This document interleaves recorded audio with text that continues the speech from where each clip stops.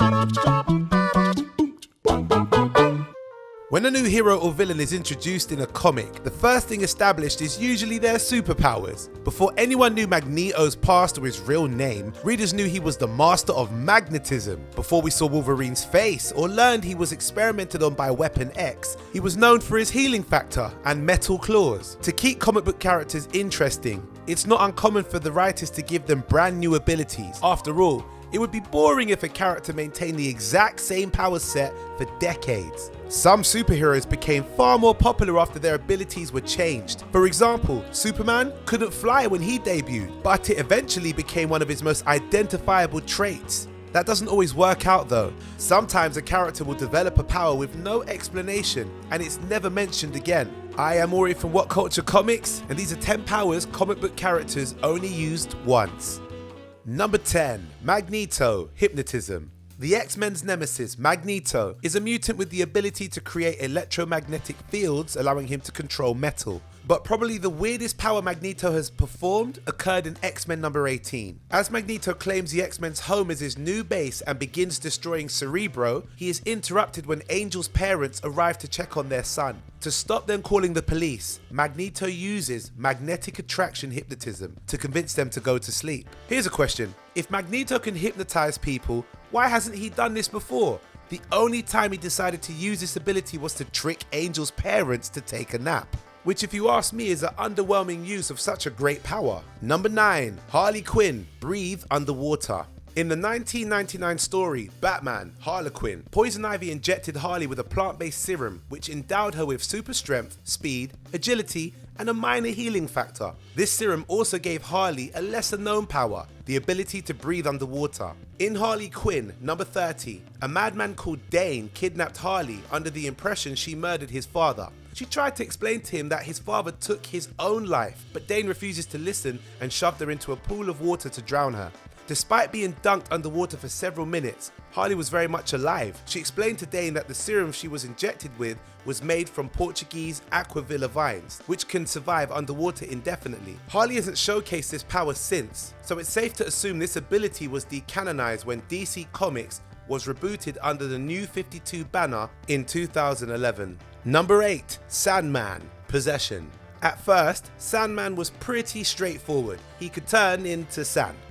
That's it. But his power evolved over the years, allowing him to grow giant in size. But in one single issue, he revealed a new power he should use a lot more often. In Friendly Neighborhood Spider-Man number 17, Sandman poured sand into a prison guard, allowing him to control his body. There are so many advantages to this ability. Sandman could hide in the body of an innocent civilian so no one could detect him.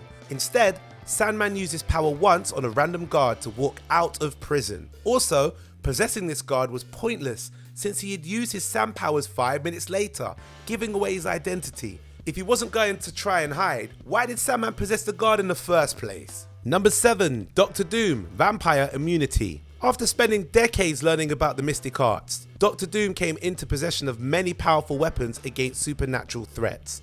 This came in handy in Captain Britain and the MI-13 number 10, when Doom was invited to Dracula's home on the moon. You might be wondering, why does Dracula live on the moon? No idea.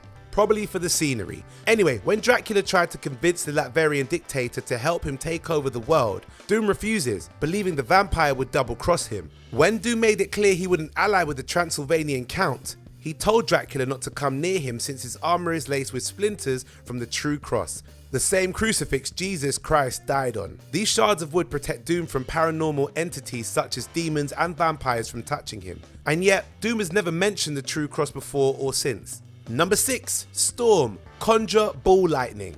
In theory, Storm's mutant powers seems pretty simple. She can control the weather. However, Storm actually has dozens of powers, many of which she has only displayed one time. In Phoenix End Song, she explained to the X-Men how she can tell if a storm is natural or created by a mutant. Another time, Storm revealed a new ability when she tracked down a punk who had intel on a mutant killer in the area. When he refused to talk, Storm conjured ball lightning and threatened to shove it down the man's throat if he didn't help her. She also said she could pour acid fog into his lungs, poisoning him to death. It's pretty badass.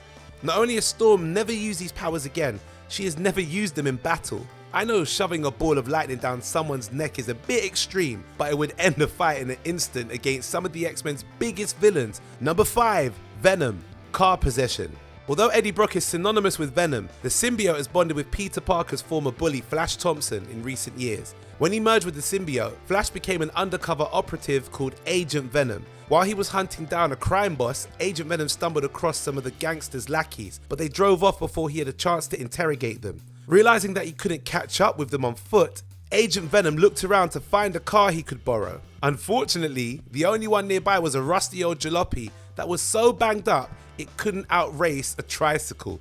Left with no choice, Agent Venom merged his symbiote with the automobile, forcing it to drive after the criminals. He crashed the big-teethed, long-tongued Venomobile into a wall moments later, making this transformation completely pointless. Now, any person familiar with Venom knows the symbiote could have easily caught up with the crooks if he just used his unlimited webbing to swing across the city. It's obvious the writers and artists just wanted to write a story where Venom turns into a car, even though it doesn't make a lick of sense. Number 4, Carnage, travel through the internet.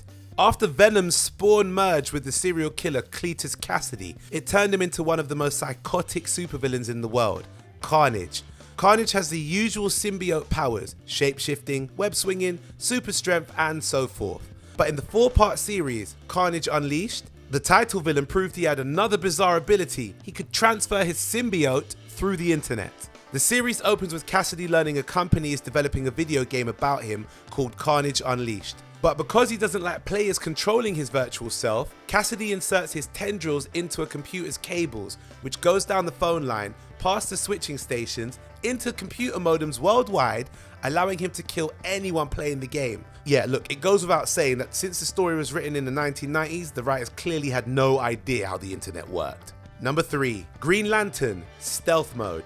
There have been many Green Lanterns on Earth, but the main one is Hal Jordan, who is considered to be the greatest Lantern to ever live. Despite his skill, he has an obvious weakness. His entire body glows each time he uses his power ring. Superheroes like Batman don't like working with Green Lantern because it's nearly impossible for him to hide in darkness, or so you would think.